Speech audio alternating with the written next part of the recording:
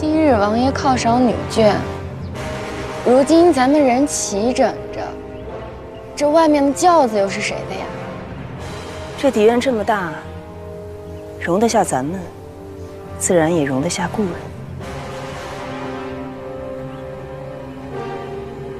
王爷有命。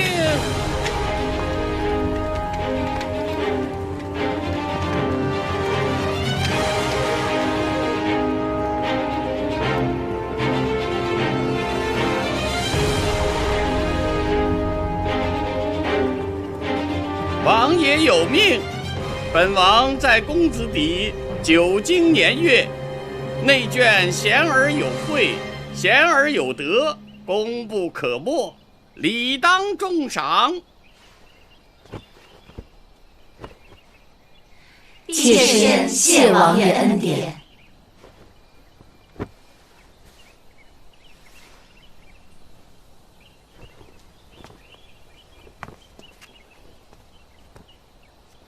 侧夫人落氏。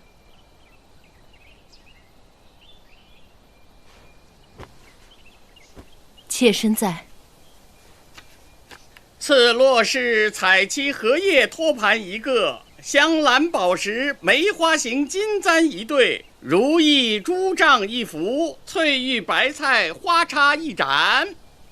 谢王爷恩典。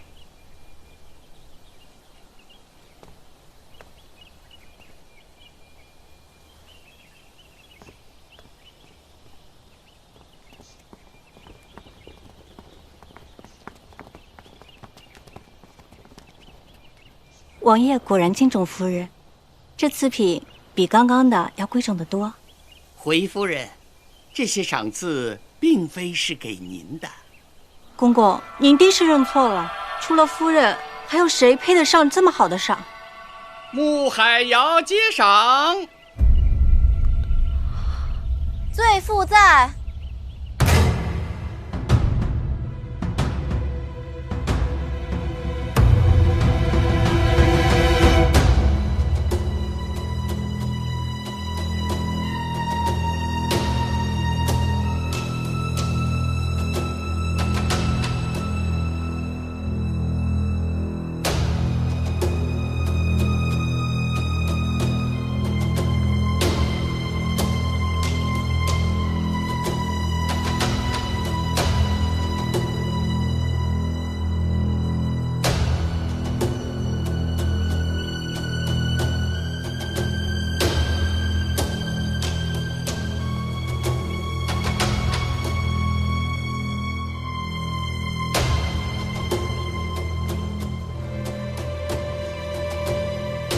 赐穆海瑶玉雕屏风一扇，紫檀雕花纹盖盒一个，八骏马象牙雕摆件一对，寿山石雕葡萄摆件一个，紫釉窑变鱼尾瓶一对。罪妇叩谢王爷。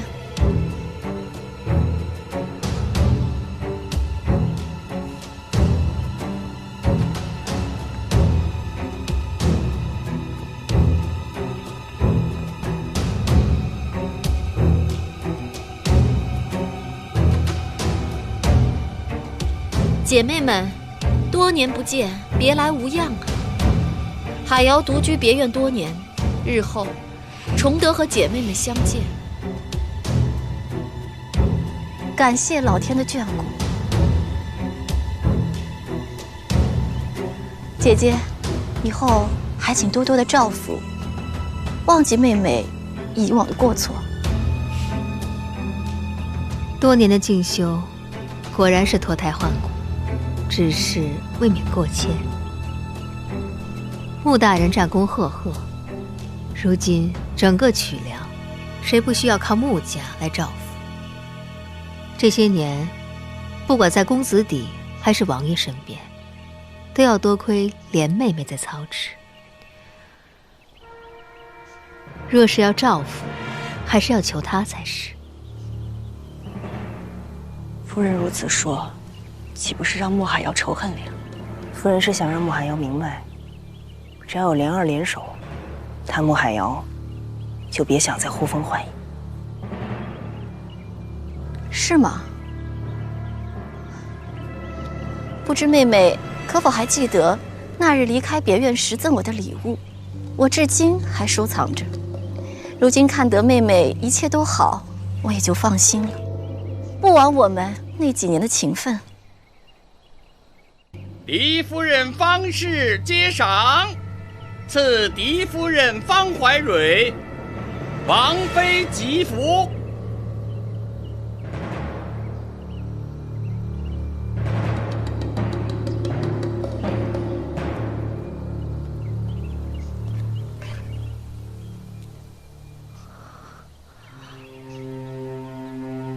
难怪王爷最后才赏夫人，恭喜夫人，贺喜夫人，恭喜夫人，贺喜夫人。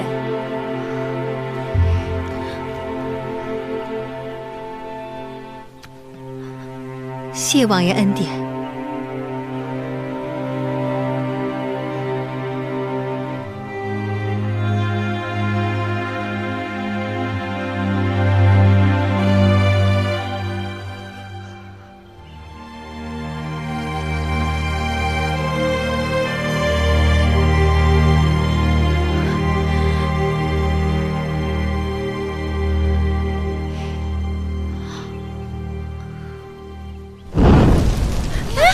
怎么着火了？着火了！着火了！丢掉！夫人，丢掉！夫人，这一辈子，夫人，丢掉！丢掉！呀！夫人，快放手！没事，怎么会这样？怎么会这样？夫人，你没事吧？夫人，妹妹，怎么就着火了？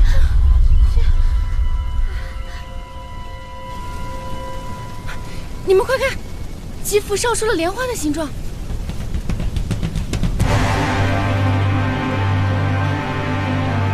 莲花。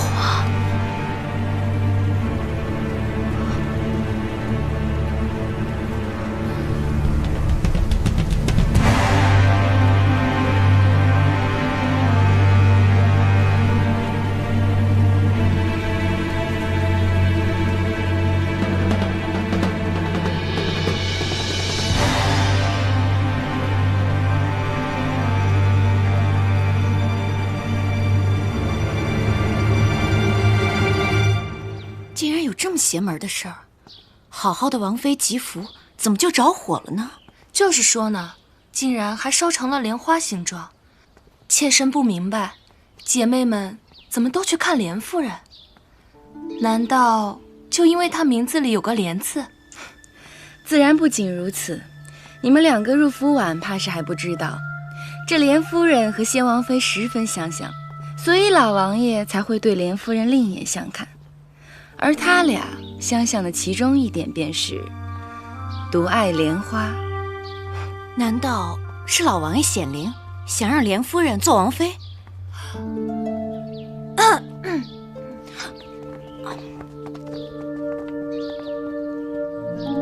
夫人，这下可不是得罪夫人了。用不着你多嘴。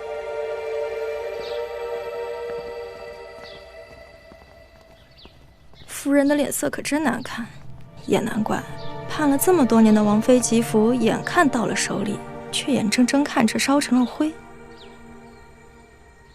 徐良川，你怎么看？这吉服自然自是因为白灵，这倒不难猜。只是单单烧出一朵莲花的形状，倒也是奇了。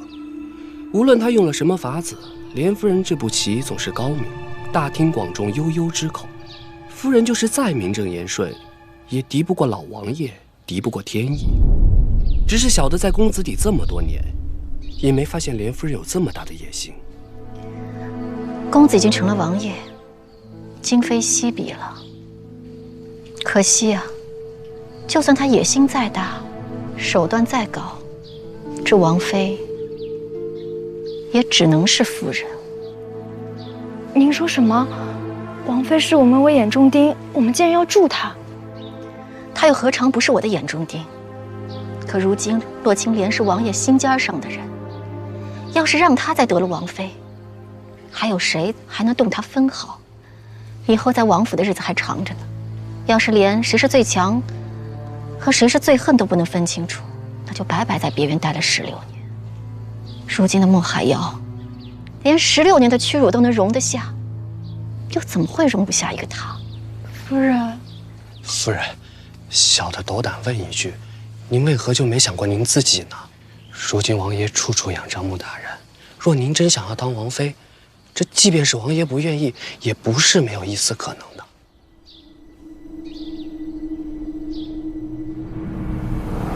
也罢，没想到过了这么多年，您最怕失去的还是王爷的心。他的心，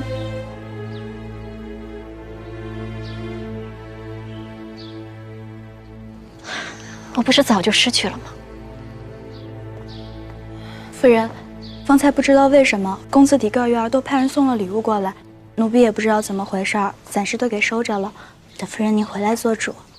说起见风使舵的速度，谁能比得上这群人啊？知月、阮云，你们立刻出去守着，关好门窗，千万不要让人进来。是。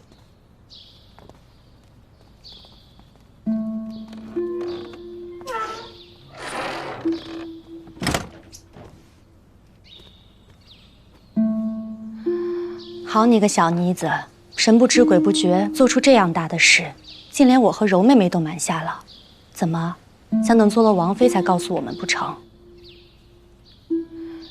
此事并非二位姐姐所为。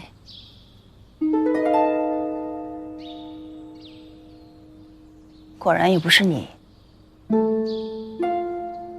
夫人待我不薄，况且她操持公子邸多年，向来宽和公正。王妃之位实至名归，我又怎会有贪图之心？方才我正在奇怪两位姐姐为何会如此冒失，果然另有其人。难道是穆海瑶？看他方才的样子，倒像对你还念着几分情分。姐姐未免太不了解穆海瑶了。她若是还念着情分，定会暗中扶持，又怎么会在夫人面前叙起旧情？如此明显，不过是想让夫人误会她与莲儿勾结罢了。哼，这么多年过去了，她还是这么的无情无义，哪有什么永远的朋友和敌人？想来唯有这句话，才是出自她的真心。柔姐姐，你放心，16年了，什么情什么恨呢，我都已经忘了。如今的生死荣辱，皆与我无关。奇了，不是你我，又不是穆海瑶，还会是谁呢？无论是谁，必定是身份尊贵之人。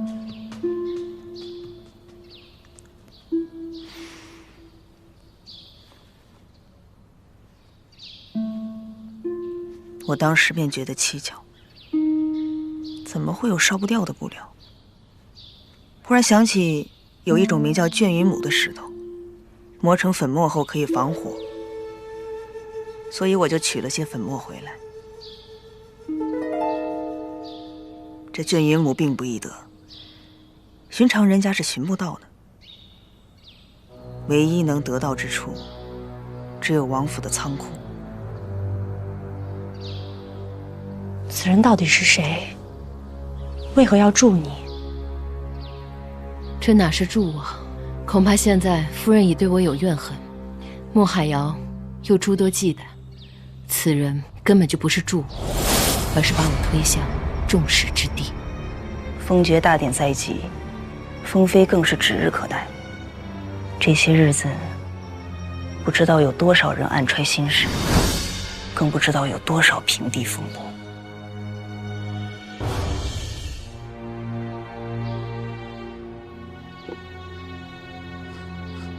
你做得很好，夫人，奴婢不明白，夫人往日要除掉洛青莲，皆是因为她阻碍了公子的袭爵之路。可如今新公子已经，您为何还要盯着洛青莲？是啊，我败，败不可怕，怕的是不知败于何人之手。这几日以来， 10几年间的事情一一从我脑子里流过，我忽然看清，公子每一次的败局，竟没有一次少了洛青莲。他不仅是信公子的头脑，更是他的心魂。是我急公忙了心，竟到此时方才明白，我败给的不是信公子，而是他的女人。奴婢懂了，若是除掉洛青莲，信公子便孤掌难鸣了。可不久后便是封爵大典了，还来得及吗？怎么？你怕没有人比我更着急吗？方怀忍是绝对不会留着他到封爵大典那天的。只要公子沉住气，登上安王之位的，未必是贺连熙。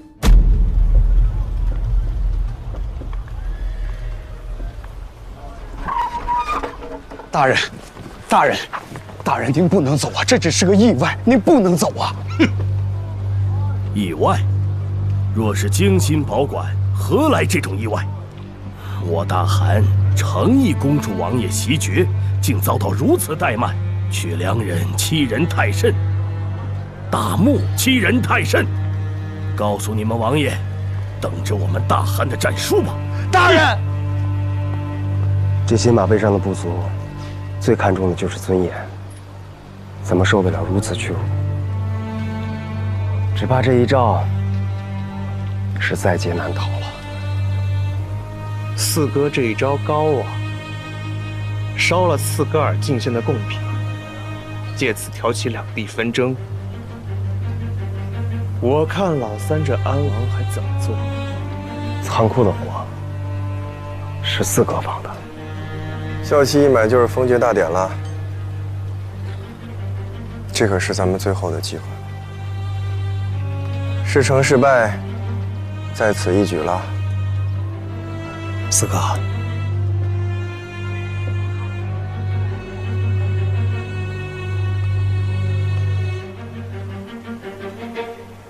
没什么。你小子最近气色不太好啊，我那有上好的鹿茸，今天差人给你送点去。上菜吧。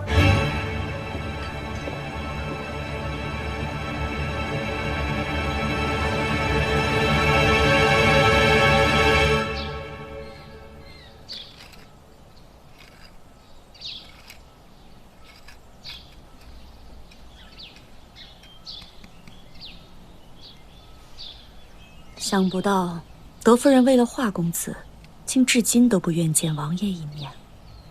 王爷也是他10月怀胎所生，同为骨肉，没想到竟然这样偏心。王爷现在想必应该非常难过吧？夫人不好了，四个儿的贡品被烧了，使臣已经一怒之下离开曲梁，听说要下战书呢。你这便入府去瞧瞧吧。吉服之事还是要由你先说才好。走。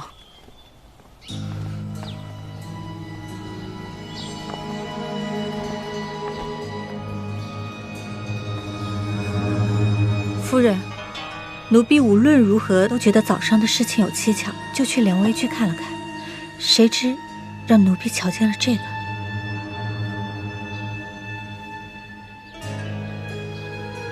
奴婢已经打听过了，此物名叫卷云母。对呀，我为何忘了？如今证据确凿，您贵为王妃，就算王爷再宠爱洛青莲，也一定能够为您做主的。王妃，我还能当王妃吗？您是嫡夫人，洛青莲只是个点薄署小官的女儿，如何能够与您相争？是吗？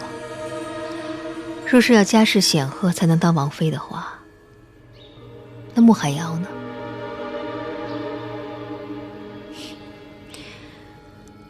一个握着王爷的心，一个握着王爷的权，而我呢，只是握着嫡夫人这个空壳罢了。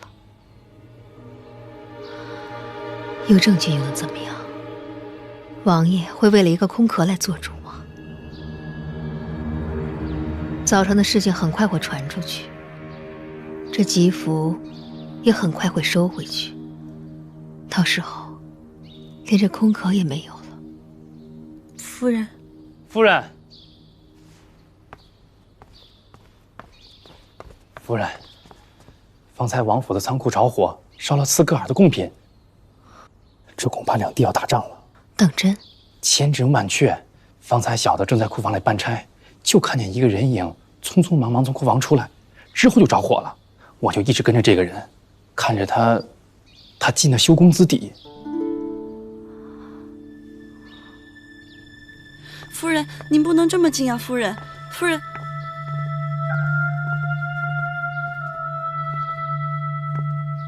你们都下去吧。是谁得罪了三夫人？啊，瞧我这记性，哪还有什么三夫人呀？恭喜了，多年夙愿一朝得偿，如今该叫您一声王妃了。不必了，我尚未封妃，也不一定是王妃。再说，有此夙愿的，又何止我一个人呢？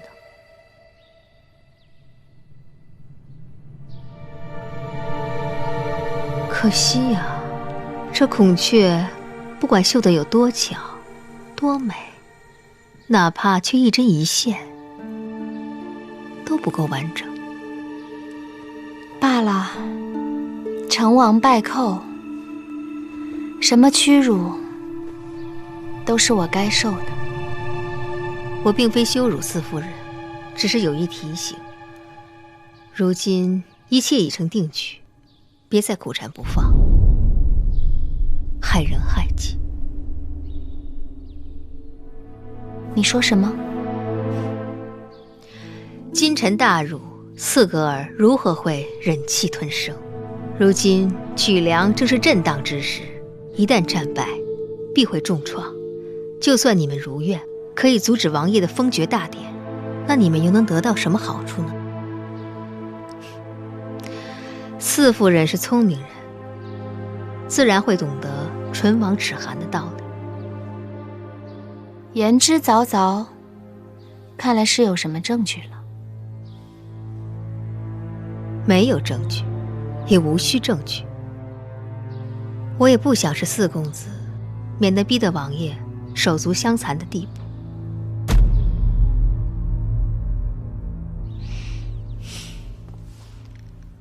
此事我全当不知，希望四夫人以后以取粮为重，三思后行。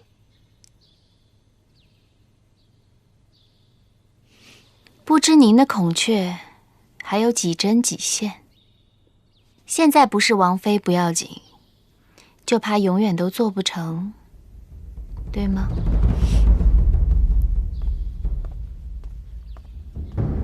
流言。夫人，公子可回来了。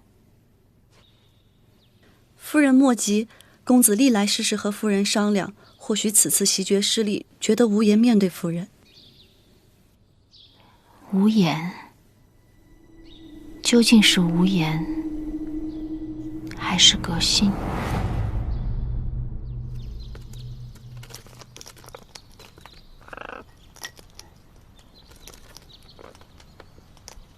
妾身给王爷请安。来得正好，瞧瞧，这是什么？这是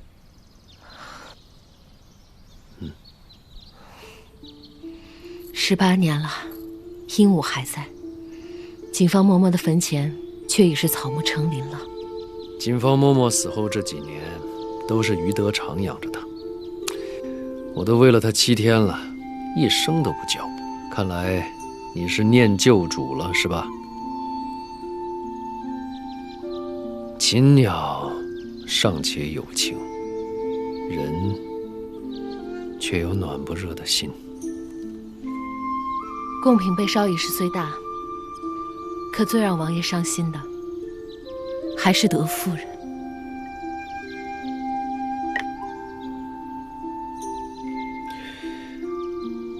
我早就知道今天不会风平浪静，天灾也好，人祸也罢，总有挡住的法子。可是我万万没想到，先给我致命一刀的，竟然是我的母亲。给王爷捅过刀的，又何止德夫人一人？妾身又何尝不是呢？不是德夫人狠心，是王爷把自己的心藏得太深，不愿让人看见。妾身就不信有我不热的心。若是王爷一人不行，妾身就陪着王爷一起呢。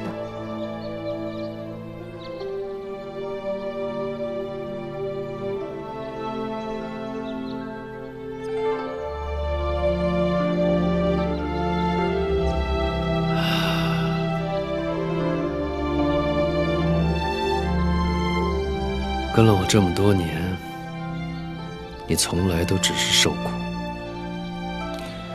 如今袭爵了，我想给你最好的一切。可是方家曾经是曲梁的旧主，在曲梁根深蒂固。这王妃的位子，王爷，有件事情妾身不得不说。今天早上，王爷送给夫人的王妃吉服。王爷，宜公子从边疆回来了，快让他进来。三哥，小嫂子，好久不见，出事了。什么事？我刚回来便听说了贡品被烧，在火场发现了一个摔碎的白绫瓶子，还有。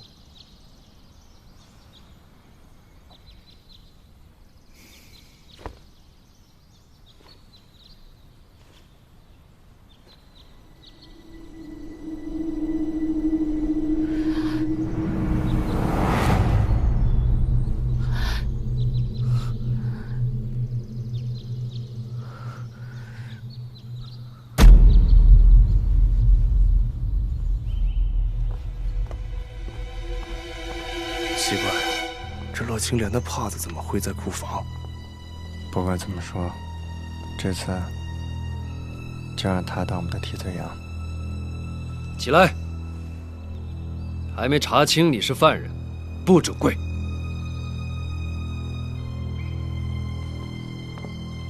王爷，难道库房中找到的不是莲夫人的帕子？是她的帕子，没错。莲夫人，你身为王爷女眷，为何会出现在库房，还遗失了手帕？这虽然是她的帕子，但却不是一件不易得的东西。若有人有心栽赃，也不是难事。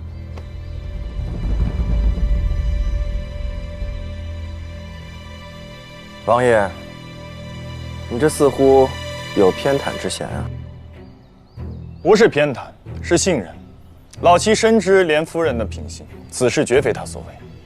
信任？等刺格尔大军来犯的时候，看他们听不听你的信任。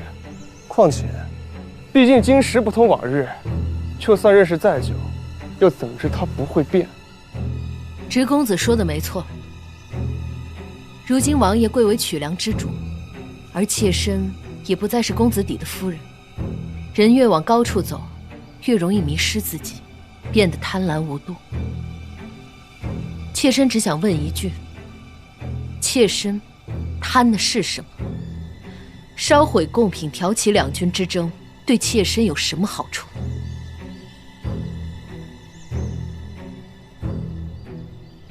你要的好处并不是两军之争。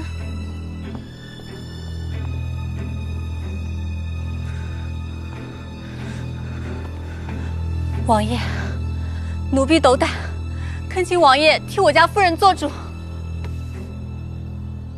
做主？你家夫人怎么了？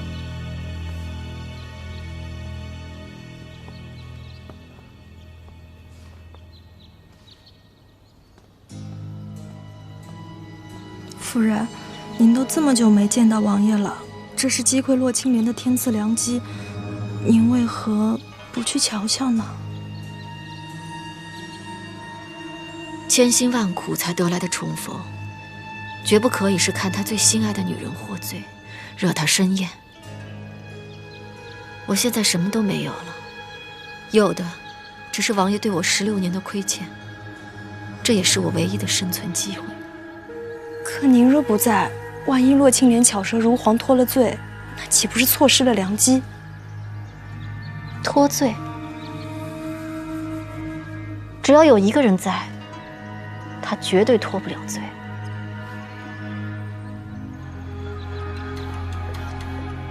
我家夫人被有心之人欺辱，当众火烧了王妃吉服。什么？今天一早，王爷亲赐给夫人的王妃吉服，竟然一打开盒子就见风而燃，而且还烧出了一朵莲花的形状。罪僚，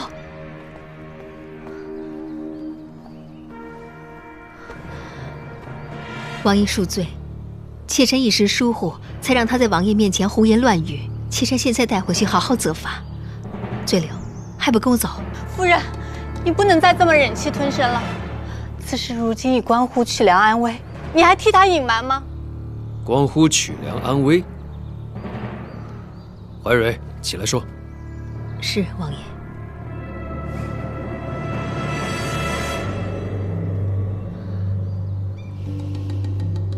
刚才吉服被烧之时，妾身还以为是先王显灵，亲自为王爷挑选王妃人选，直到妾身在莲微居发现此物。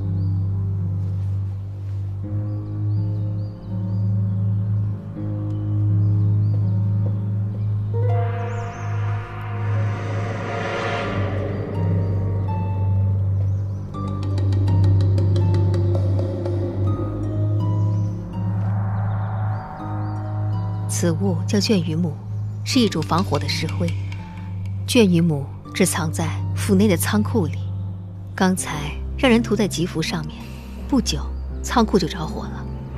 妾身想尽办法想为莲妹妹脱罪，可是我真的没有办法相信这一切只是巧合。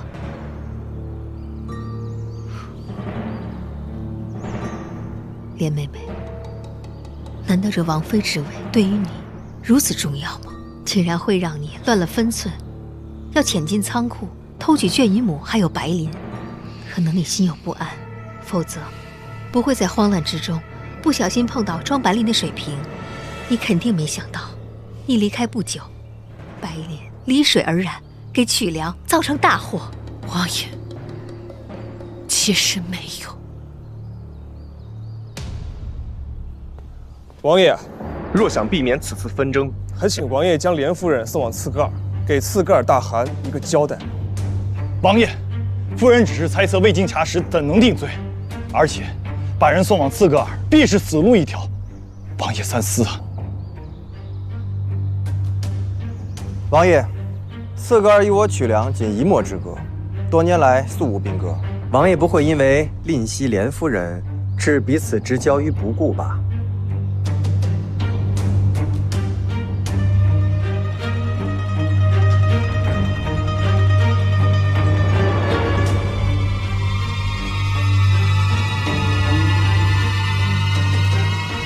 将莲夫人幽禁于城里院，查实之后再做处置。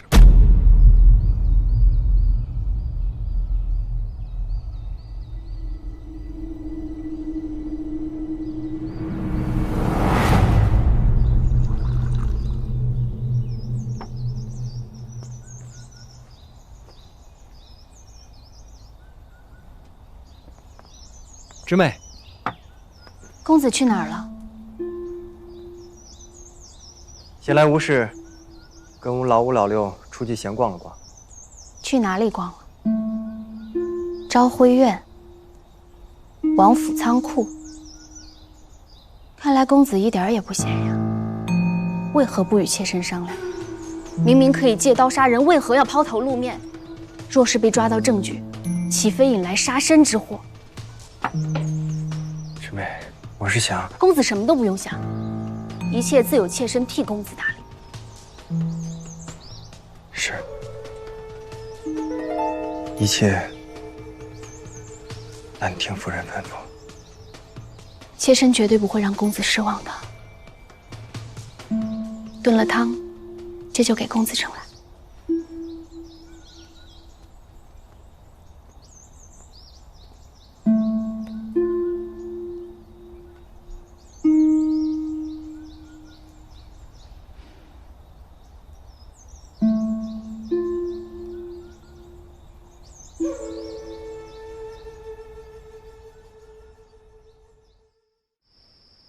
这是怎么了？眼看着王爷袭爵，总觉得好日子就要来了，怎么就到了这一步？有人盼，就有人怕，怕的最厉害的，就是最沉不住气的。你是说夫人？那白绫瓶子和手帕都是。方家是曲梁旧主，他比任何人都不愿两军交战。可一切既然木已成舟，便不如顺水推舟，栽赃莲儿。如此一来，既能找到替死鬼平息战事，又化解了吉福自然的传言。我早觉得夫人心思深沉，没想到她竟然一点不屑于穆海瑶。只是现在，虽然他们两个人有宿仇，可是如今有共同的敌人。只怕莲儿日后的日子定会更多艰险。若是此时不能证明清白，又哪里有什么日后？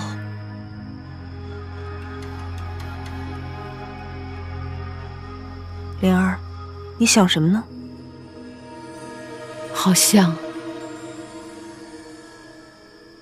当年我被贬入别院的那一天，也是这样的冬天，也是含冤被害，也是二位姐姐为我苏醒。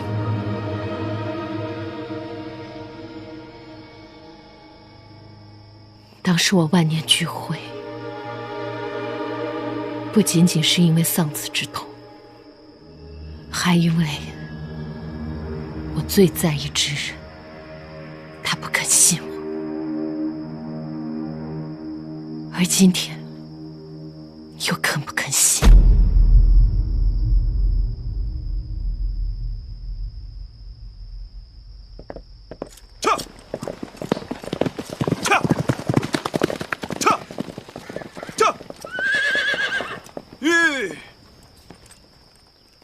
夫人，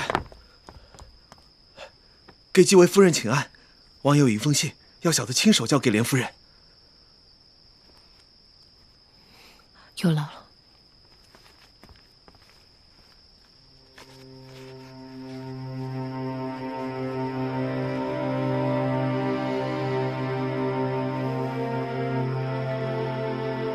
信你，救你。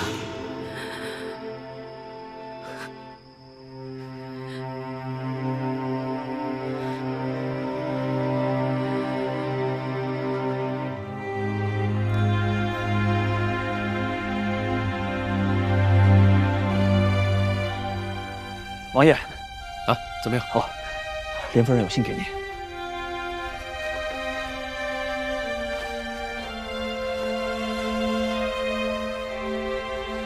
谢你，祝你。王爷，莲夫人还有一句话让小人禀告您。她说，为了曲梁的安宁，她宁愿前往斯格尔。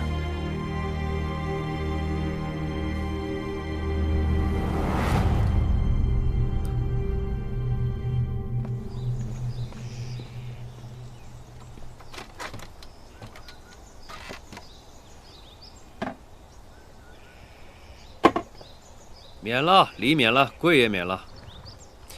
本王袭爵之后便瞧不见你，多日不见，就顺便来看看。顺便，看来王爷过得很惬意啊。还可以，但不如你，种菜、洒水，有这个闲情逸致，不如来帮本王分忧吧。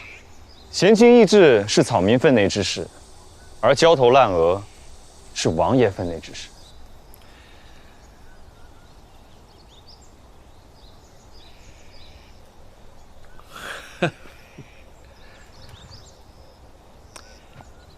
本王果然没有和你白交一场。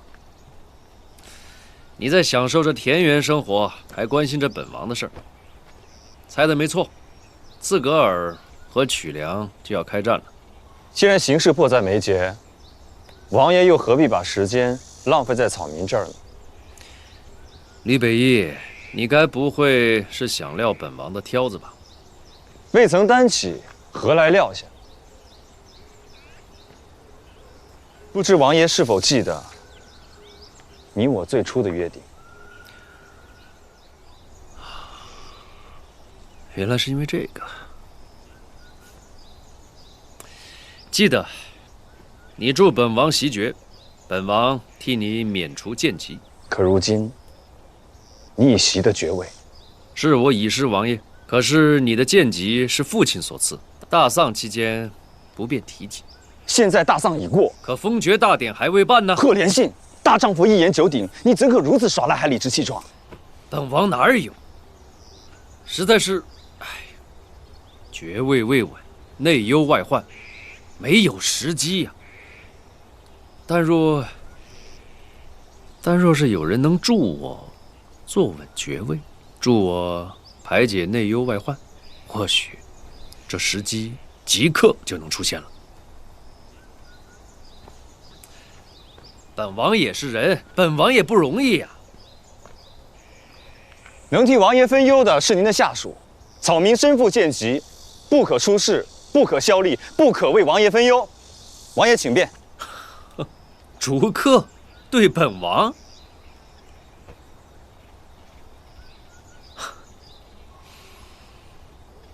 好。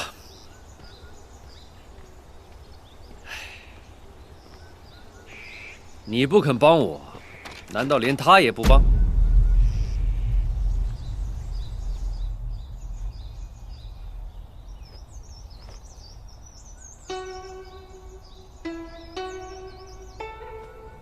别哭了，只是去一趟刺格尔，等事情查清楚真相之后，我自然会回来的。哎呀，别哭了啊，别哭了。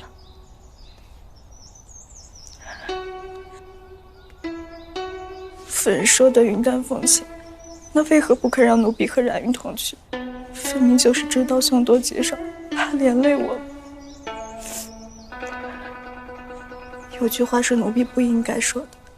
王爷既然信您救您，那和刺格尔痛打一战便是，何必还要将您关在这城里院？只怕相比爵位和夫人，王爷到底是看重爵位多一些。不许胡说！王爷现在已经是曲梁之主，自然和做公子时的考量是不一样的。您想着曲梁，可旁人又有谁管？狄夫人为了除掉你，竟不惜放火烧贡品。方氏一族掌管曲梁已有数百年，狄夫人在乎曲梁之心，不输其他人，怎么可能拿战士来冒险呢？唯一希望如此的，就只有一个人。师兄。夫人，夫人，王爷出兵了。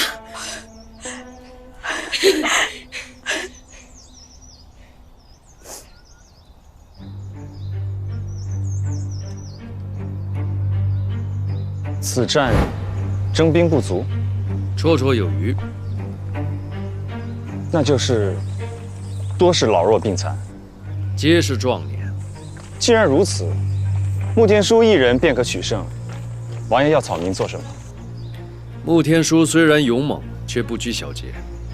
此战不仅要胜，还得巧胜。本王有2个托付：一，死伤不得多过以往的1半；二，收缴不得少于以往的1倍。曲梁兵粮丰足，此战是王爷袭爵后的首战，关乎声誉。王爷何必如此苛刻？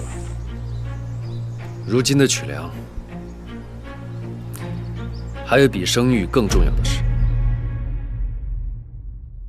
所有人都不知道，赫连信与刺格尔交战，洛青莲只是一个噱头。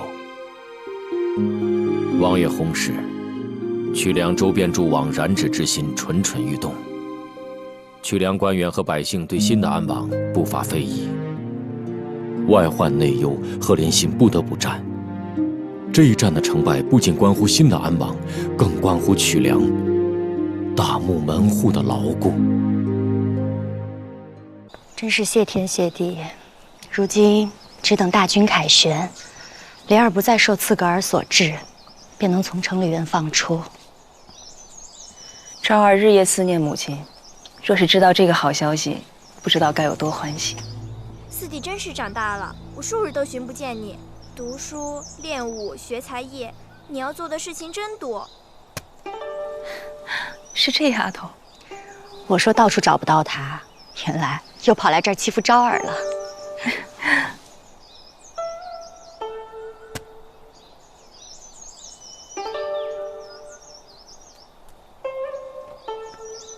小宁，我姐姐又哪里不顺心了？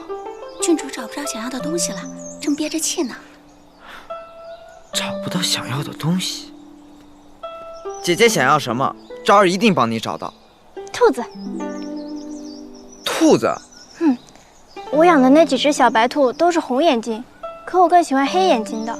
想找你帮我抓几只，谁知来了几次你也不在，我便去找柔姨娘。柔姨娘可比四弟疼我，我的事她无一次不尽心的。兔子，柔姨娘抓到了。倒是给我看了几只黑眼睛的，可怜全身上下也都是黑色的。原来抓来了几只黑兔子。柔姨娘，柔姨娘，母亲，柔姨娘，柔姨娘抓不到的，昭儿便能抓到了。恐怕也抓不着，那便让他在风筝上装满萤火虫吧，那样晚上也可以放风筝了。这季节哪里有什么萤火虫？你呀，还是孩子心性。昭儿比你稳重得多，自然不会陪你胡闹。是昭儿太老成，女儿还比她大2岁呢。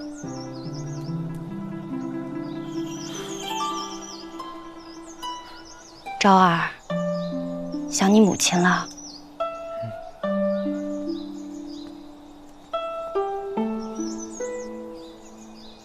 快了，她很快就可以回来了。真的？真的。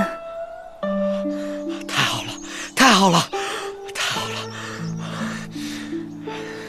我马上就能见到我母亲了。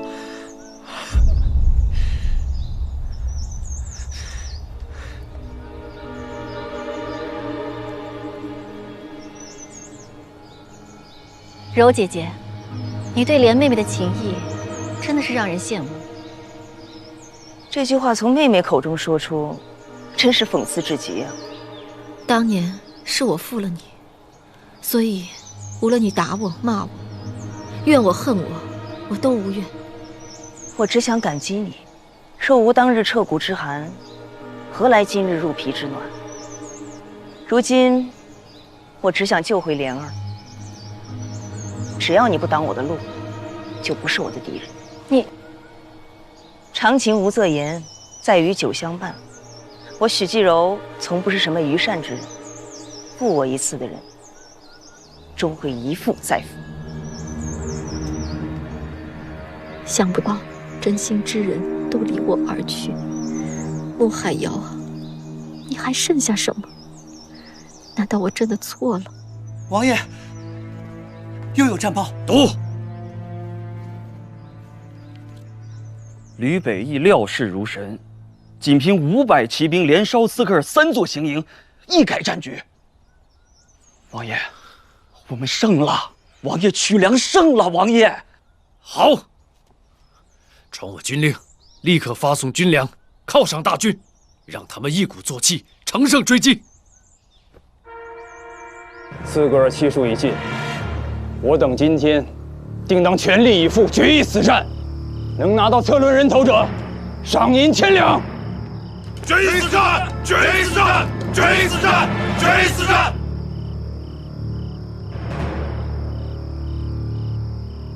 大人，你看这外面之人，虽然是剑戟之身，但是和骁勇却不逊于猛将，难怪王爷器重。报！报告将军，兵粮拆了谷糠，在哪儿？就在外面。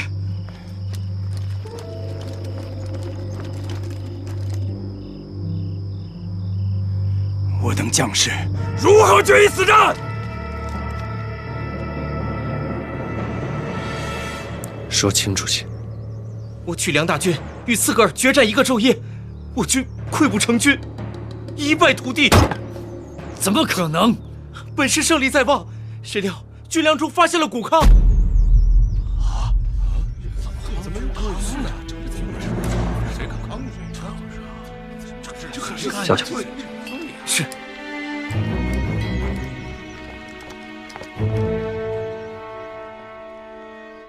王爷，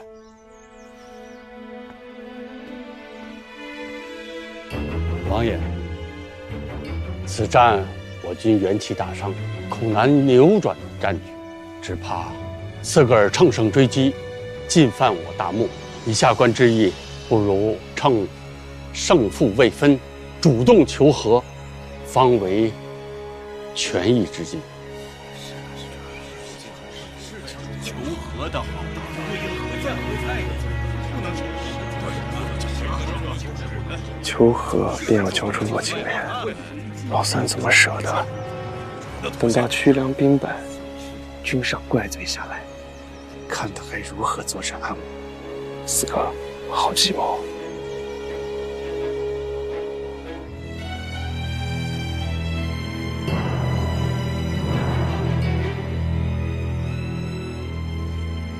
这谷糠是四哥所为。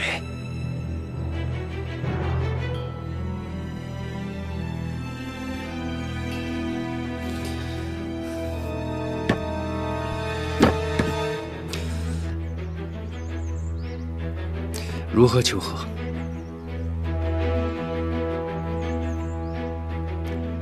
王爷，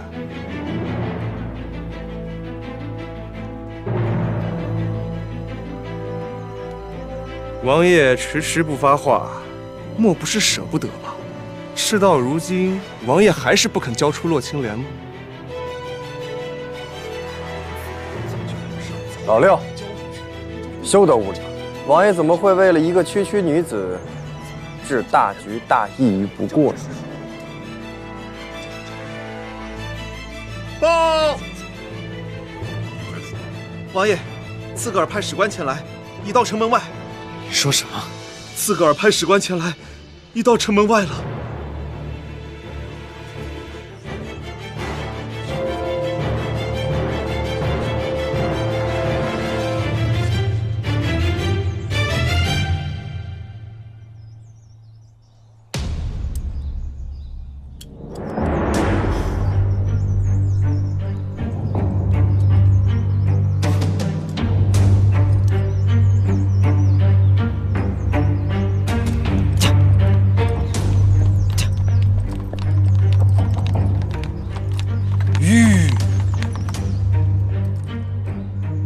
刺格尔使官降临，我曲良自当以礼相迎，请随我入府暂坐歇息。曲良战败，果然是没有可用之人了，居然派一个乳臭未干的孩子相迎。我大漠乃礼仪之邦，迎接使官之人不计年龄，只依对方的身份轻重而定。我是安王的儿子。哦，你是安王的儿子，哈哈哈，嫩是嫩了点儿，倒也搬得上台面。这。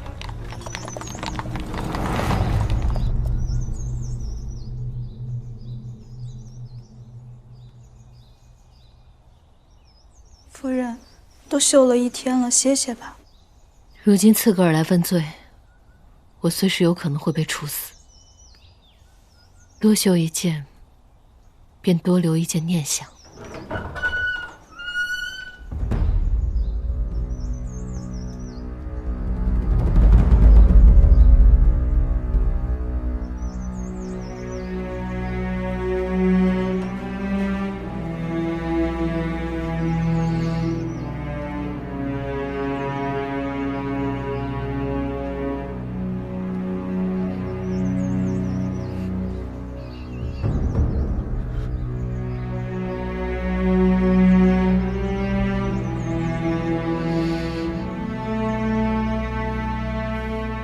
为什么不哭？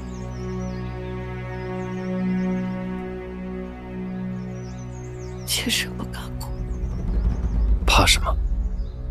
怕眼泪掉下来，能看清楚，才发现不是王爷。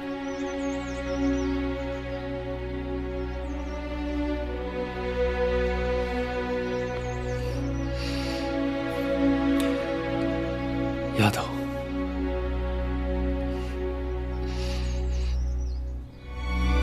我来晚了。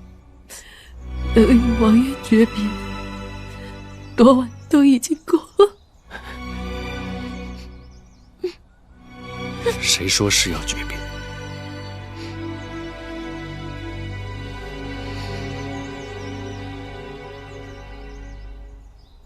有我在，没有人能动你，没有人能动曲辽。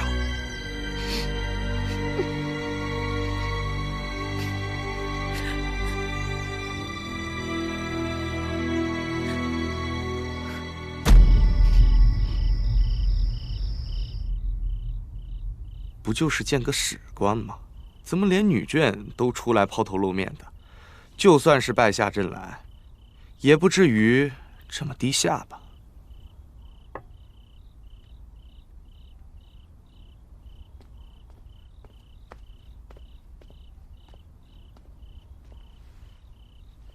王爷到！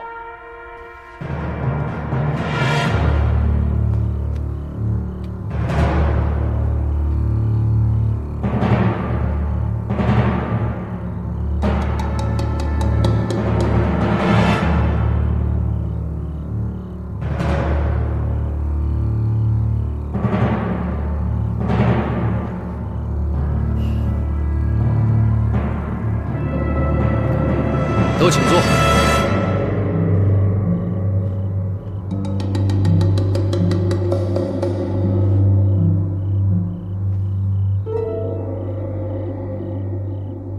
老四，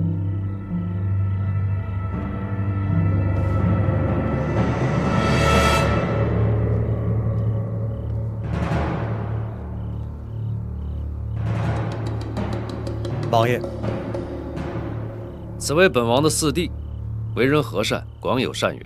老王爷在世时，众官员皆夸他聪明能干，品行端正，宜为世子。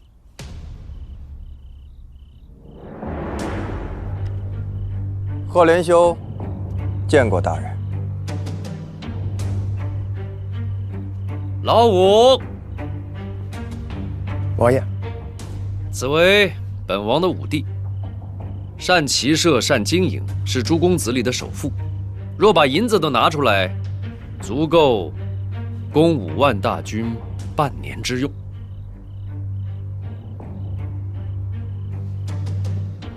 王爷过谦，即便是10万军，也可供得。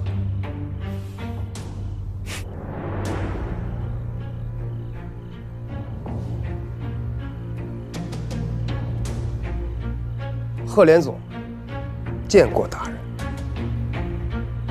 老八，王爷，此为本王的八弟，为守护大墓，鞠躬尽瘁，战无不胜。若非救急在身，无法出战，此番胜负可另当别论。贺连化见过大人。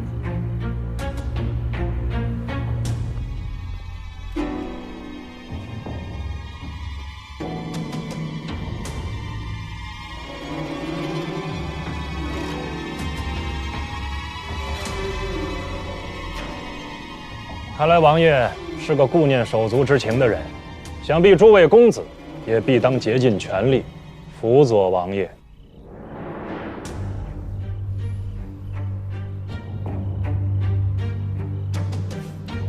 他们既是我的亲兄弟，在曲梁也身负要职。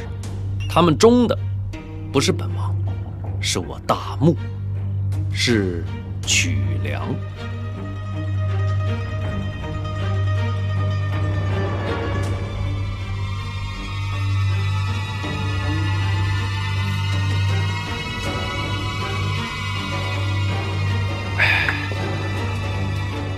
本王再介绍我的女眷怀蕊。妾身在。此为本王的嫡夫人，原是曲梁方氏长女，秀玉名门，人善勤俭。本王能够袭爵，与她操持公子邸不无关系。妾身见过大人。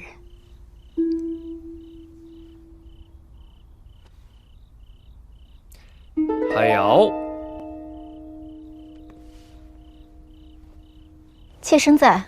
此为本王的侧夫人，其父贵为2等公，其兄你们认得，大将军穆天书。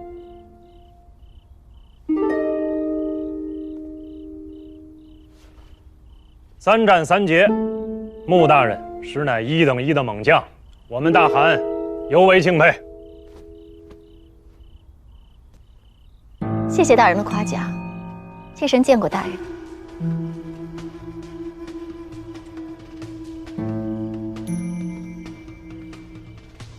想不到曲梁能人济济，就连王爷身边的女眷，个个都是人中翘楚啊。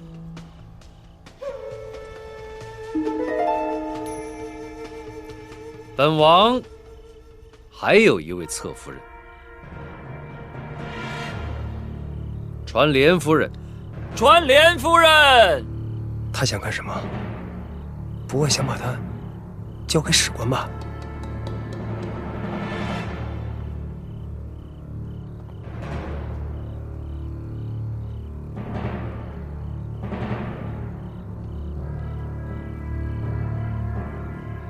妾身见过王爷。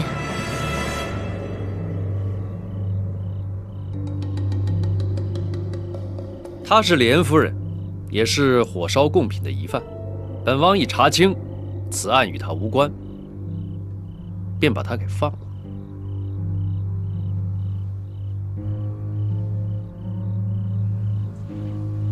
怎么可以轻易的放了他呢？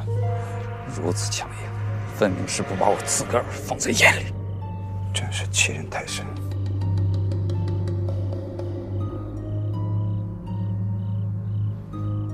既然是无罪之人，自然要释放。我看夫人容颜端庄，不像是歹毒之人。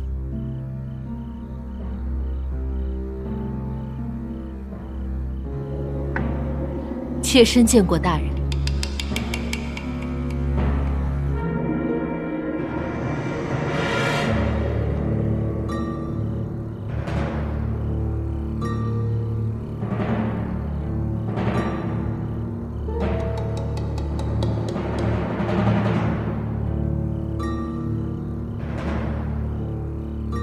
这些日子，你受苦了。我没事儿，让2位姐姐费心忧神，为妹妹受累了。有王爷为你做主，什么事儿都值得了。只是王爷这么做，会不会得罪史官？奏乐，圣魂舞起。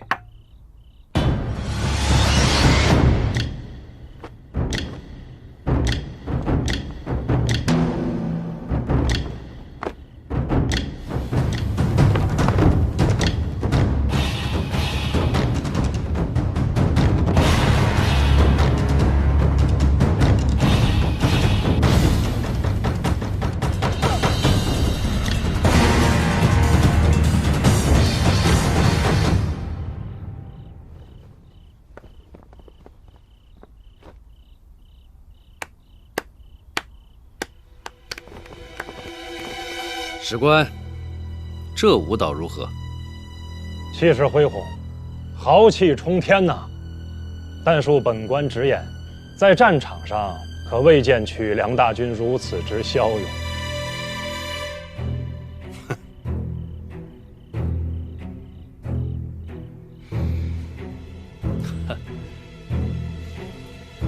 本王刚袭爵，诸事未稳，待日后，并不会如此。莫非王爷想继续再战？依王爷之意，是想血战到底。本王并非恋战，可此战若败，曲良将永受刺格尔所制。本王可败，曲良不可败，曲良的豪气也不可败。王爷可是忘了，以现在曲良之兵力，很难与我刺格尔大军抗衡啊。战场胜负，并非只看兵力，更是士气。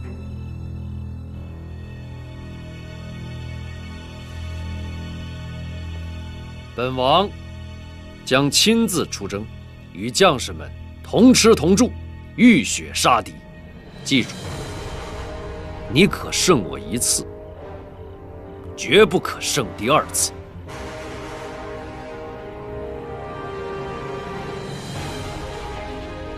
身陷逆境，却不卑不亢，不输威仪，实属不易。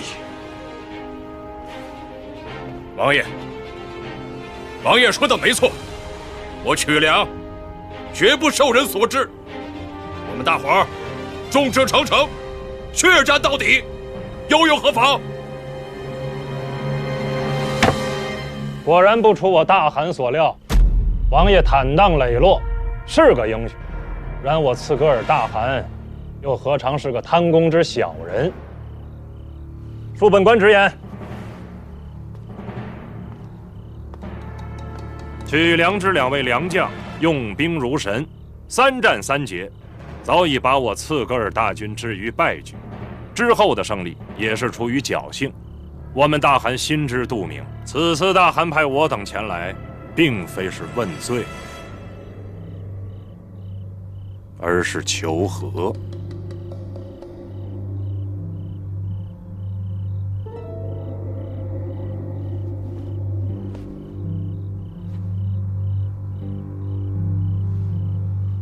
刺格尔大汗诚意向安王求一贤德女子，许作王妃。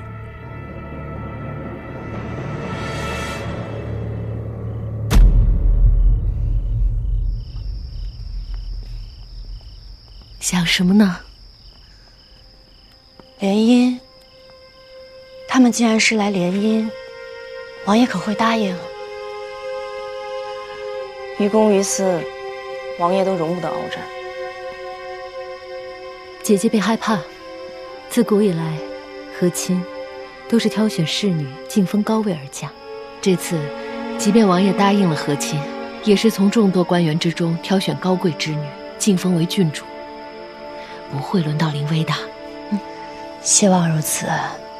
林薇是我的命，她若去了刺格尔，他若去了刺格尔，谁给他抓兔子啊？你们呀，终日宠着她，她本来就是孩子心性，什么时候才能长大？不需要长大，永远做我们的开心果。对呀，更何况，她也是我们俩的女儿啊。放心吧，我们3人在一起，还吃吗？好可爱。哎呦，夫人不好了，不好了！怎么了？夫人，苏南春刚才派人送来信，说昨夜史官求见王爷，说是联谊是想要什么？想要王爷的嫡亲郡主。此事可定下来了，王爷怎么说？苏南春只跟我说了这些。刺格尔诚意求和已是大义之举，曲良作为战败之方，于情于理，王爷都没有拒绝的余地。莲儿，你去求王爷收回成命，王爷最听你的话，至少还有5成转机。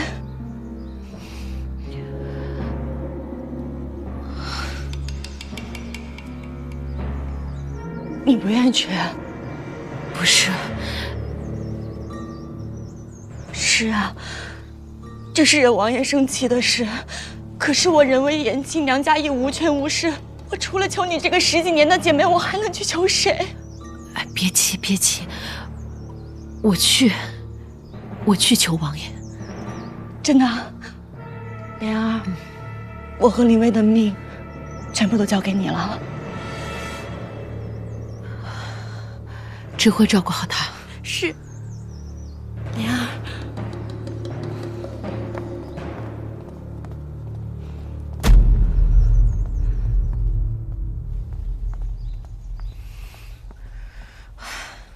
莲儿，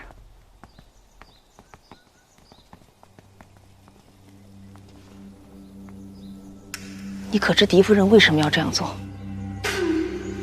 我知道。你明知道还是要去。你可知道这门亲事已成定局？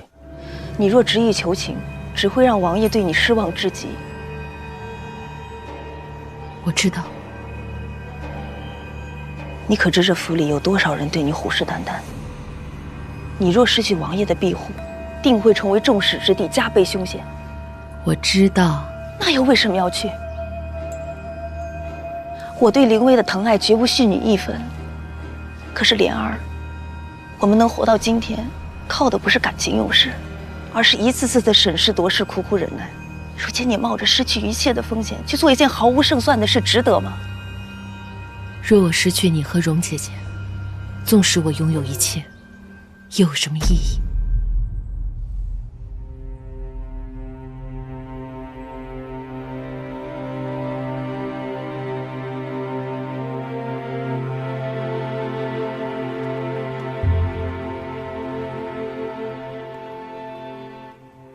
刚刚睡下。他见完史官，一夜没合眼，刚刚睡着。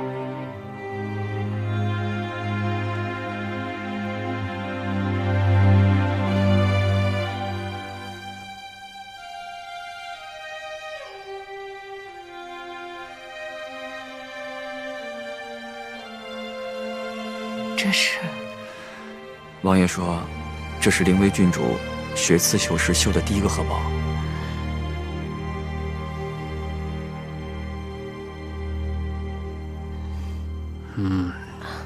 你醒了？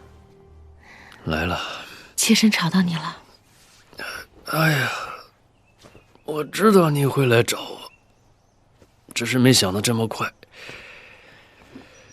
有什么想说的话，就尽快说吧。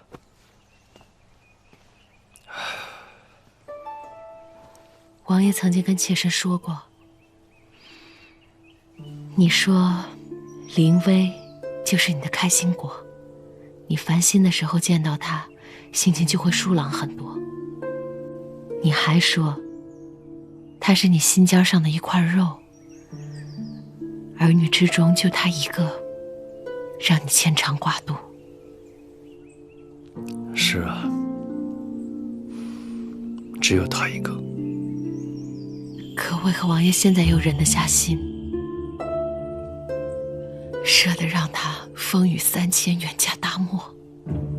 本王也舍不得，可本王答应了父亲要。老王爷答应过老王爷什么？答应他要誓死守护曲梁，守护百姓。王爷在宴会上说自己会亲自出征，难道那时可战，现在便不可战了？那是以为刺格尔兴师问罪，我若臣服，便会让曲梁永远受制。我是为了百姓不受辱而战，可如今他们一心求和，我若再战，便是只念私心，不顾百姓，明白吗？妾身不明白。贺家深受百姓爱戴，凭的就是爱民如子。若失去民心，哪怕是坐上这个安王之位，也是一事都不可成，懂吗？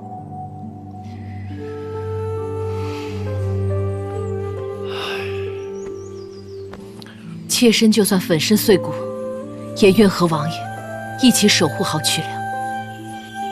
但求王爷放弃远嫁灵薇这条路。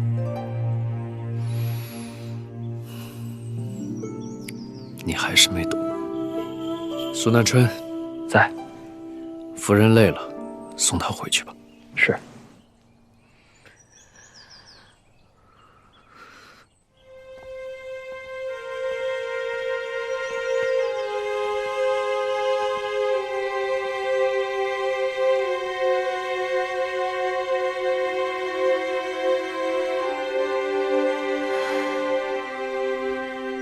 回去。容姐姐心急如焚，我怎么忍心就这么回去？眼睁睁看着她失去灵威，一辈子都伤心吗？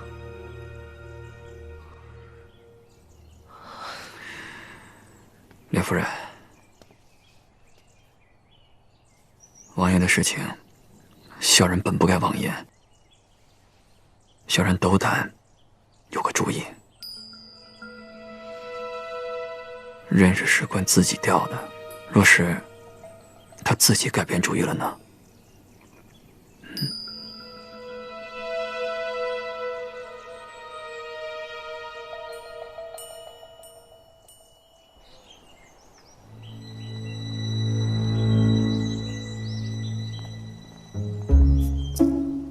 郡主，你慢点走。郡主，你慢点儿。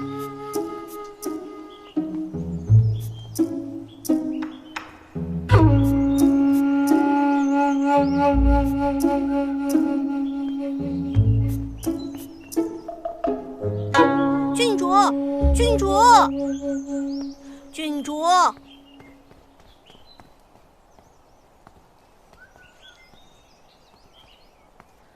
王妃贵为刺格尔，女子之最，自然是需要端庄大度，母仪天下。其实随便一个女子便可的。郡主虽然身份尊贵，但是否能和韩王琴瑟和鸣，才貌相配，那就另当别论了。即便不配，那又何妨？夫人未免也太小看我们大汗了。求亲不是为了沉迷女色，而是为了不再兵戈相向。于刺格尔，于曲梁，都是民心所向。郡主无论美丑，人贵在心。只要郡主心地善良，策伦大汗必定终身相爱互敬，不离不弃。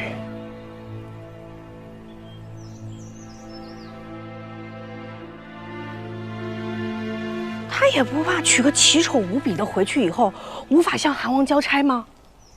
浑身上下都透着一股蛮劲，也不知道哪里来的傲气。这条路若是行不通，岂不是再也没有办法了？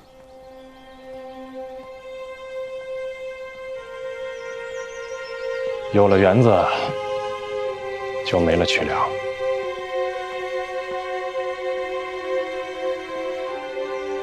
怎么？我说错什么了吗？我只是在想，一名史官既然有如此的见地，求亲不是为了沉迷女色，而是为了不再兵戈相向。于刺格尔，于曲梁，都是民心所向。一个史官竟然直呼韩王的名字，难怪他见地非凡，难怪他根本不怕无法向韩王交差，因为他根本不是什么史官，他就是刺格尔韩王。你说什么？那史官就是策伦？如此说来，那林薇的亲事无论如何都不能更改了吗？容姐姐，莲儿，你再想想办法，我求求你救救姐姐，救救林薇，好不好？你冷静一点，你听我说好吗？我有一些想法想和你商量。妹妹有别的意思？是策伦，他贵为一国的韩王，又风华正茂，尚未立妃。最主要是这一次芳菲园之行，让我看到他是一个有格局、有思想、有人品的人。妹妹想说什么？细细品读，他也并非那么一无是处。若是他能对林薇好，我觉得他或许未尝不是一个良宿呢。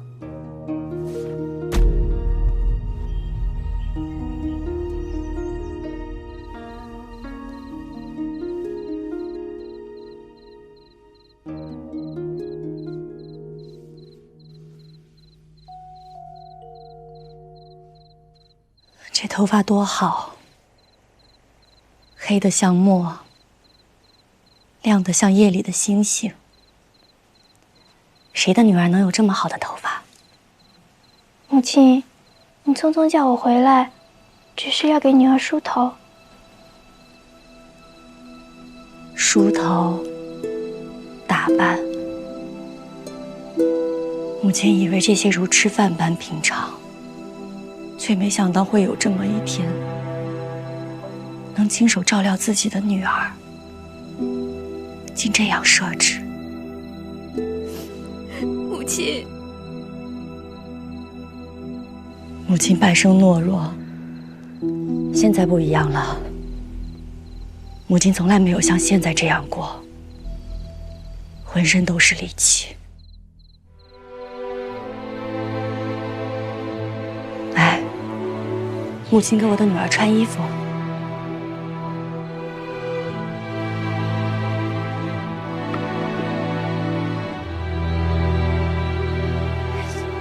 怎么给我穿丫鬟的衣服？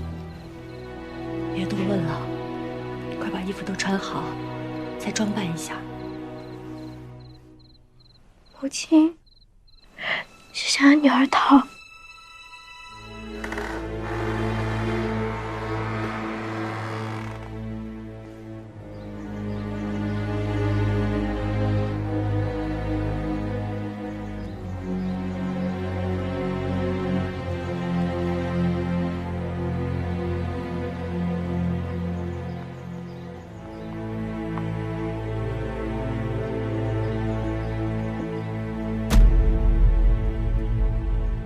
郡主，快走吧，耽误时间就麻烦了。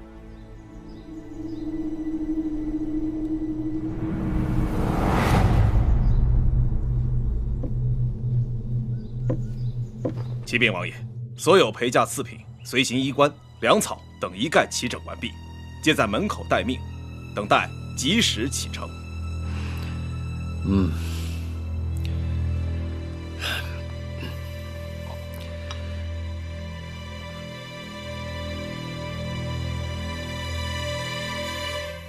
苏南春，在。回趟底院，让郡主别误了吉时。是王爷。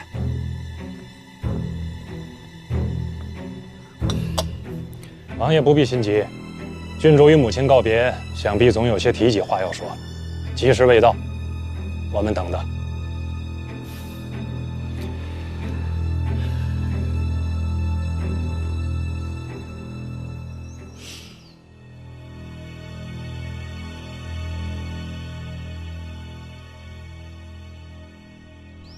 母亲，仪仗都候在鹿鸣门，父亲和史官都在清康殿等着姐姐辞行呢。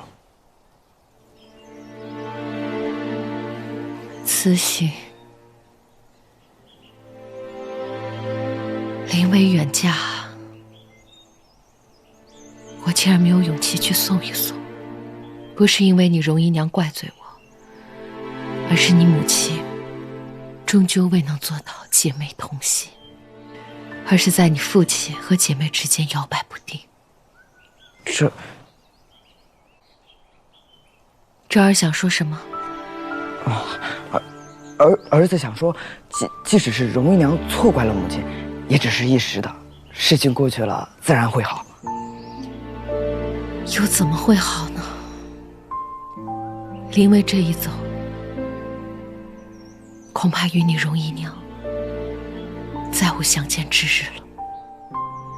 母亲，如果姐姐逃跑呢？如果逃跑，不仅你容姨娘会身首异处，更会战火重燃，永无宁日。可容姨娘说，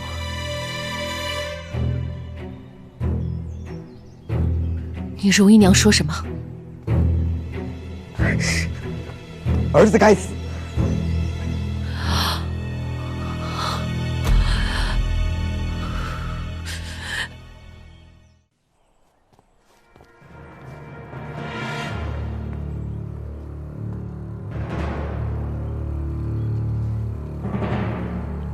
王爷，连夫人来了。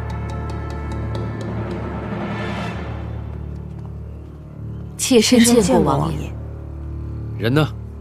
启禀王爷，郡主已做好了准备，可突然生了疾病。疾病？什么疾病？心脏疼痛，全身发抖，无法行走。我说过的话，都记住了吗？记住了，绝对不能让王府的人找回郡主。若是情非得已，格杀勿论。去吧。是。咱们为了挑起战事，连自己的亲生侄女都不放过。吴哥，侄女虽亲，可终究亲不过你我的前途啊。前途？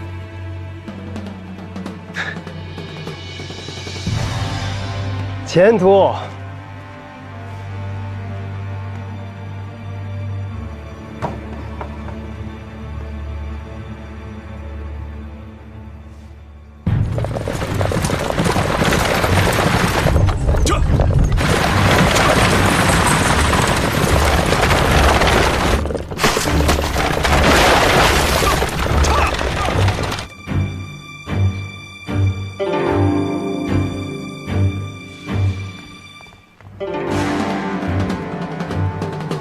罗夫人，王爷请您到。知道了，走吧。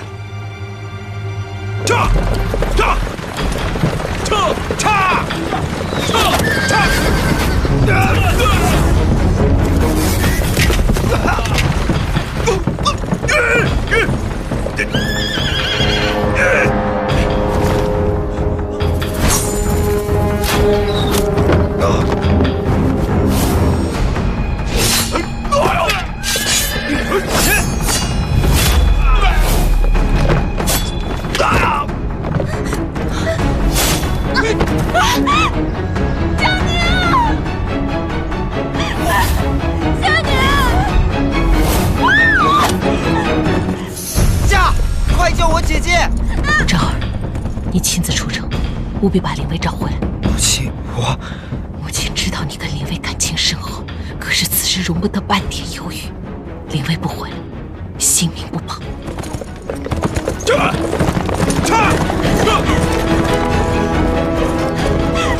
姐姐，你没事吧？快进去！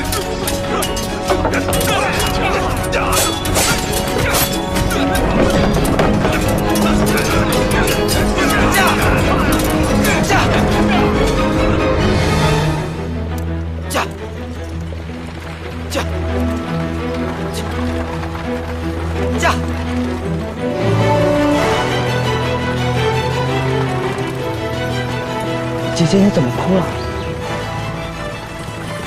在弟弟面前哭，我可真不是个好姐姐。是我不是好弟弟。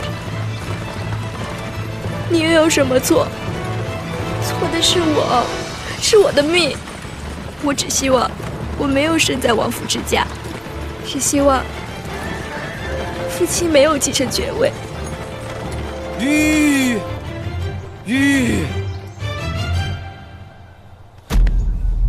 昭儿，你干什么？你走吧，我不拦着你了，这就放你远走高飞。来呀，弟弟！我逃走了又如何？之后就会幸福吗？不也是与母亲分离？王府迟早要受我牵连。走吧。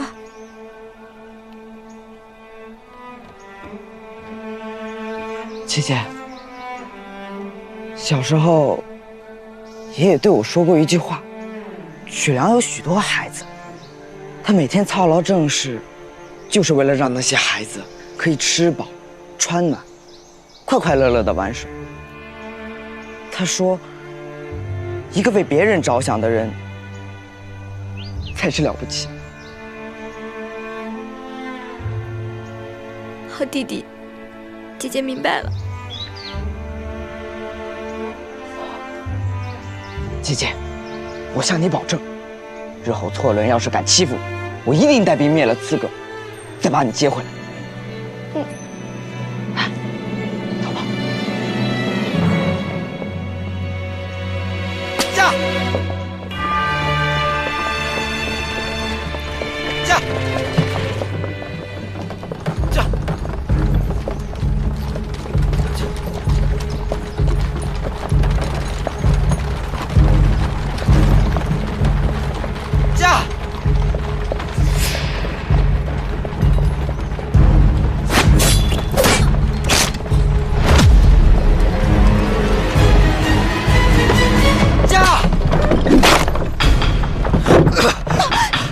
别出来！驾！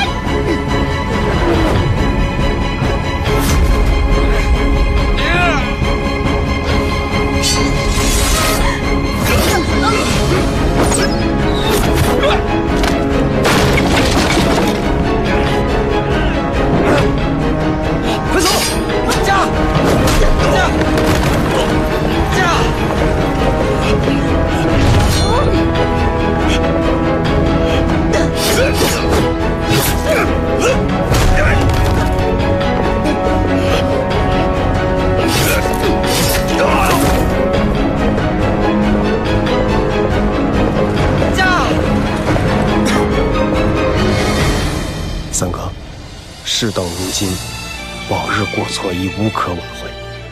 现在，我也只能为你做这么多了，不求你的原谅，但求你能阻止战火，还曲梁一片安宁。父王，父王且慢，儿臣请您看一个人。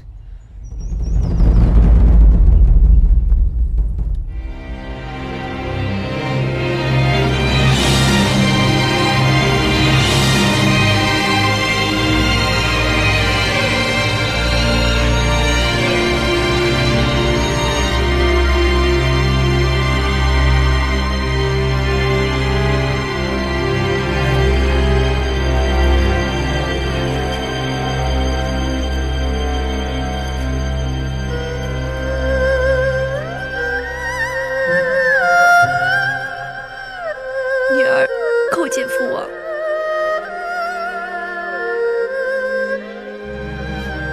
休止征战，讳疾苍生。王大汗，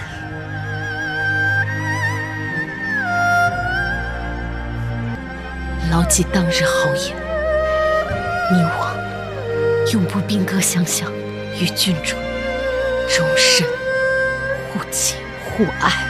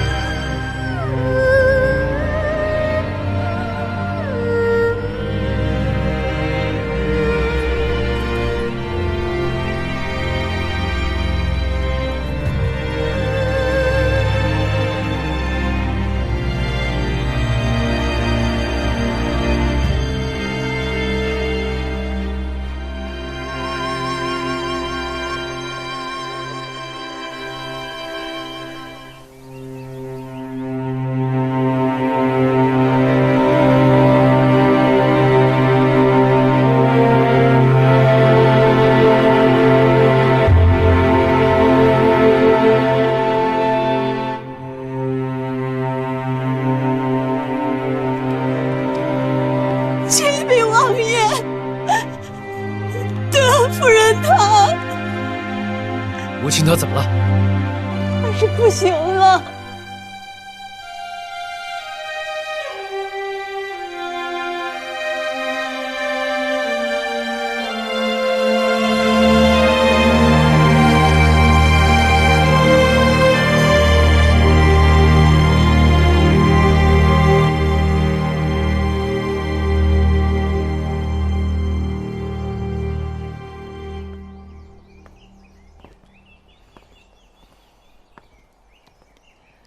医官，荣姐姐她……荣夫人身体孱弱，又受风邪侵袭，怕是什么？怕是撑不过去了。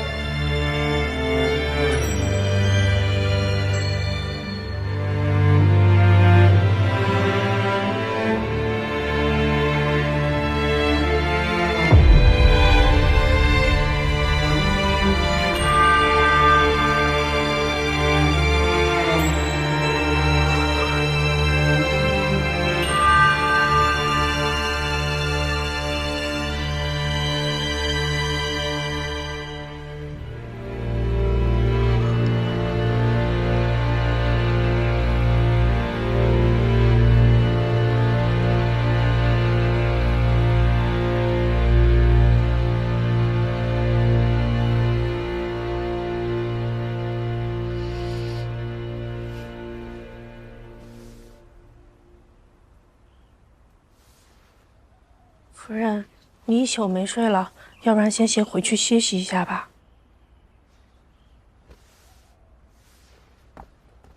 莲儿，莲儿，柔姐姐，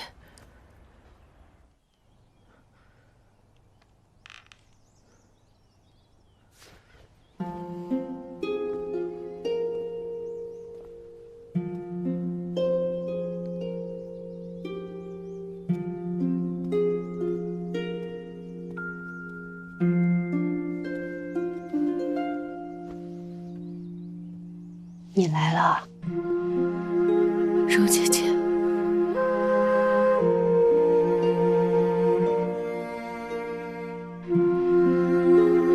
别哭，人总有一死。我这一生无伤无痛，最后有你们陪在我身边，已经知足。终究是我没有劝动王爷，我也没能够让林威远走高飞。姐姐，是我对不起你。不说这个了，来，陪我下一盘棋吧。不下，你累了，不下。平日我总是事事依你，事到如今，你别依我一回，好不好？好，我下。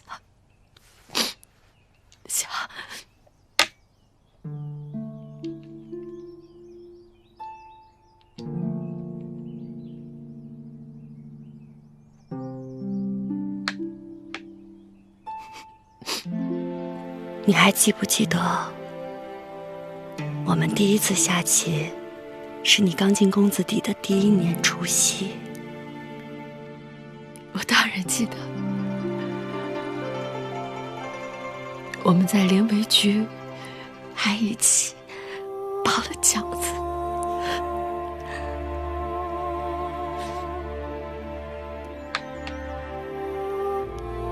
可还记得是谁赢了？自然是姐姐赢了。这么多年，你一直都是棋胜一筹。那天，我们以输了的人包饺子为赌注，一局棋足足下了1个时辰。最后，是我以半子之差险胜，我高兴得不得了，眉眼都笑弯了。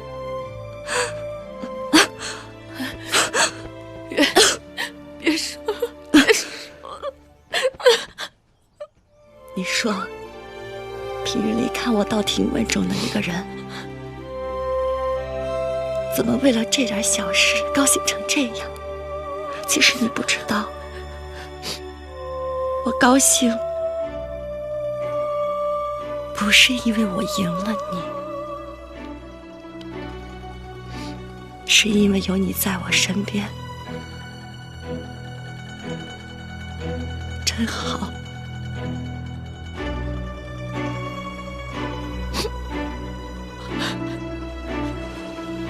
你以为我不知道？其实我心知肚明，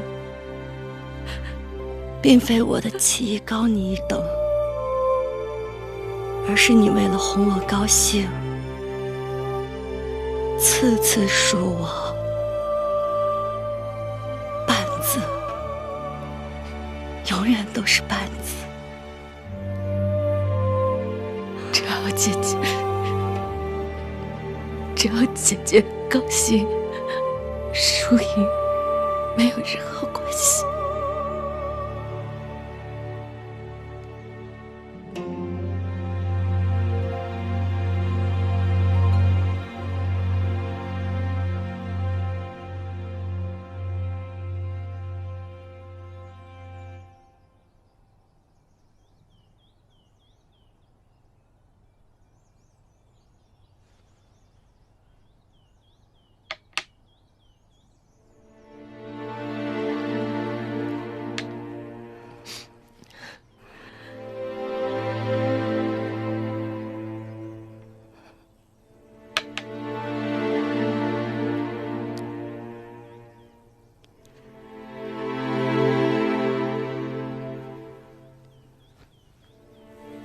你又输了。是啊，我又输了。这次我们赌什么？姐姐说什么就是什么。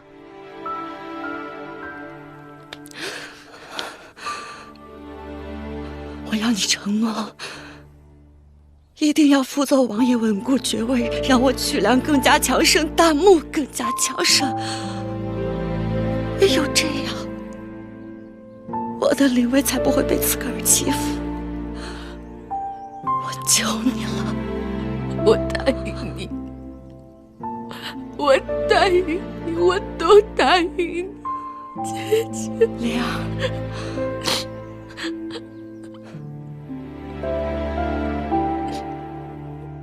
记住你说的话，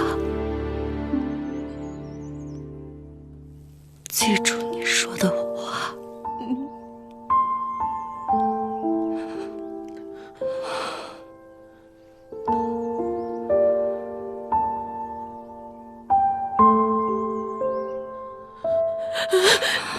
姐姐，莲儿，记住你说的话。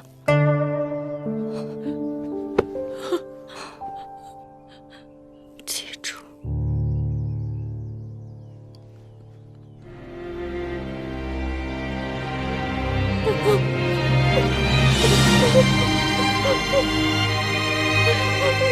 为什么要丢下莲儿？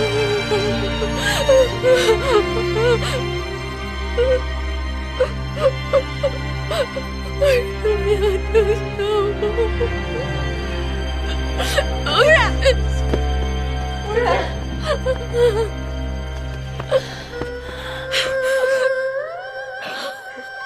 夫人，你不要莲儿了，是不是？你不要莲儿。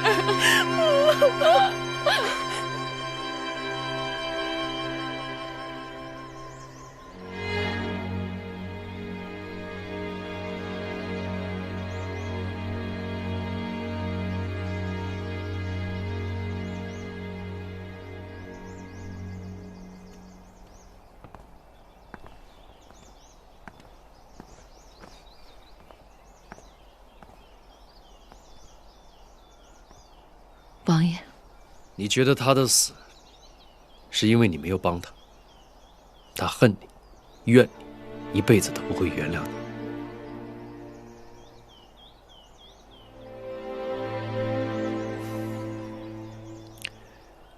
母亲一句话也没和我说。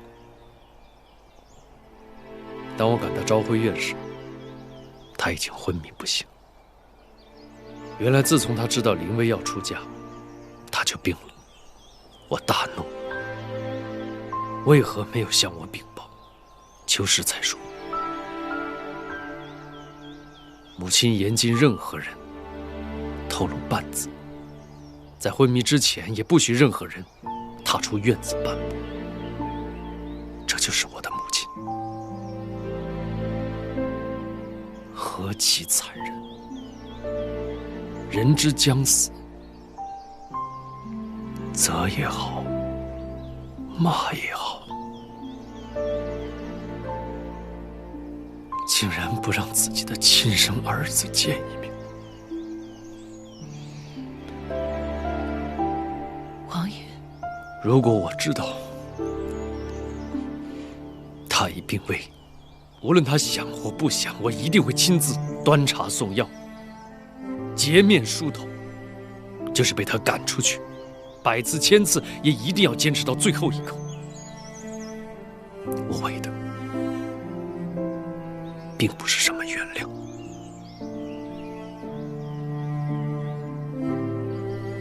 为的就是不要像现在一样抱憾终生。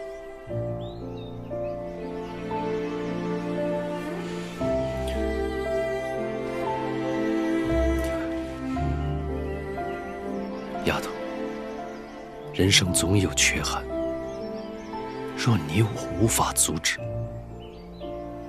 便求用余生，用尽全力，一寸寸地填平它。